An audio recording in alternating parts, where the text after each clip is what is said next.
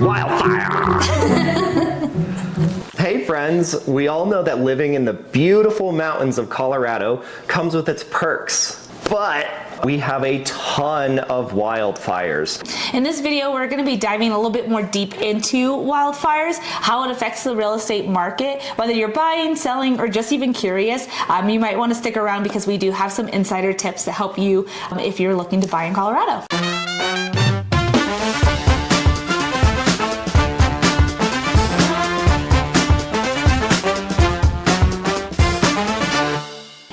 Welcome back to our channel. We are the Alpine Peaks team. I'm Shayla and this is Josh, and we are real estate experts in Colorado. Today we are diving into the wildfire problem here in Colorado and how it's really affecting the housing market. That was awesome.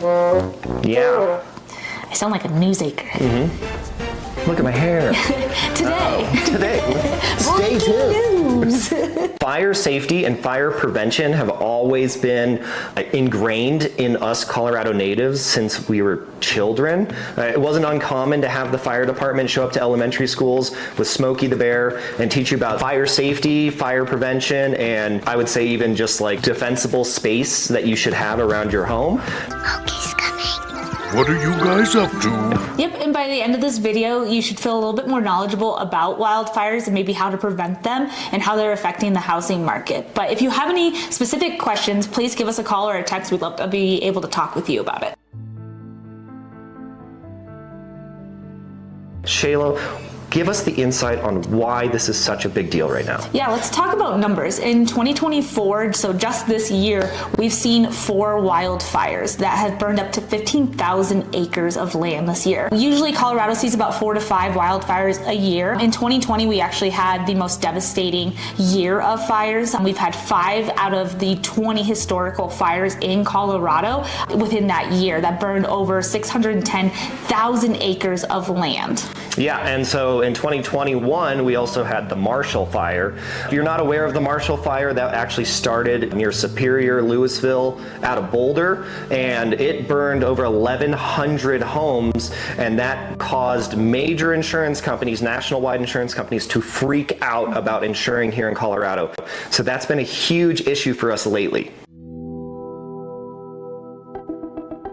So it's not just the insurance companies that are getting nervous, but it's making buyers nervous as well. With finding a home insurance in the mountains, it's become a lot more difficult over the years. And it's one of those things that if you find a policy, you're most likely going to be paying a lot more than you would a few years ago. Yeah, absolutely. And then with insurance companies, they're looking at the history of wildfires here in Colorado, and they're just going from the data. So from 2020 to 2024, only a 4-year span, we had over 8 of the top 20 wildfires in the state's history all happened in that 4 years. So it's really making insurance companies nervous.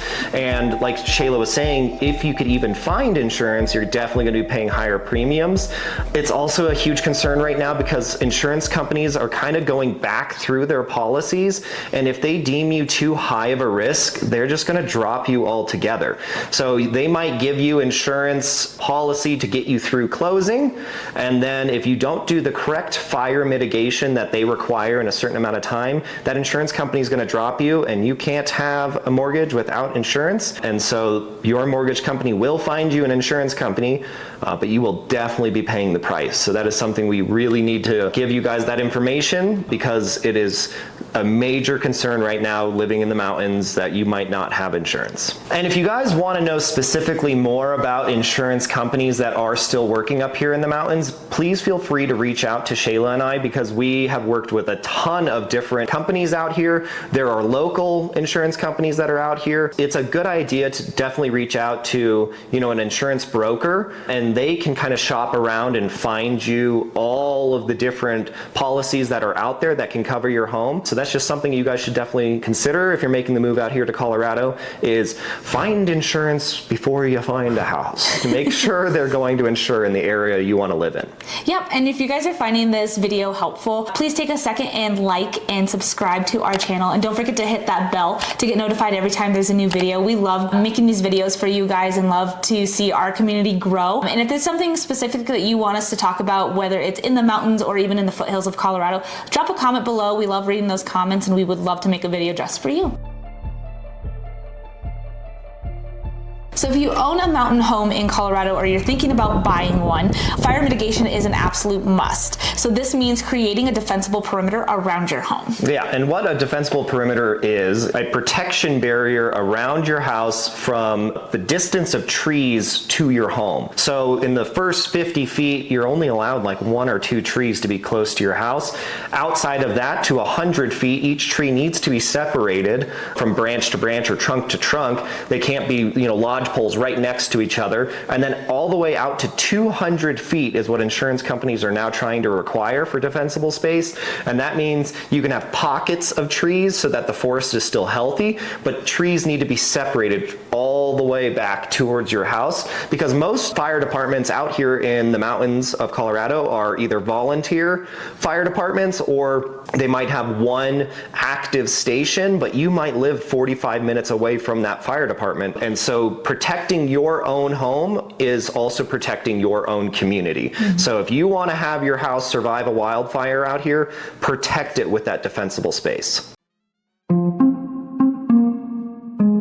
Another critical aspect to understand is fire restrictions. Each county in Colorado might have a different fire restriction going on, so it's definitely important to stay informed and up to date with these. Yeah, and so if you're going out camping with your friends and family and you are now driving into a different county, definitely be aware of what those fire restrictions are. They might not have open burn happening at all. They might be in stage 2 where you can't even light a cigarette. So really be aware of where you're going to go camp, what the fire restrictions are, what time of year it is, and fire safety is really, really important out here because you can prevent a forest fire.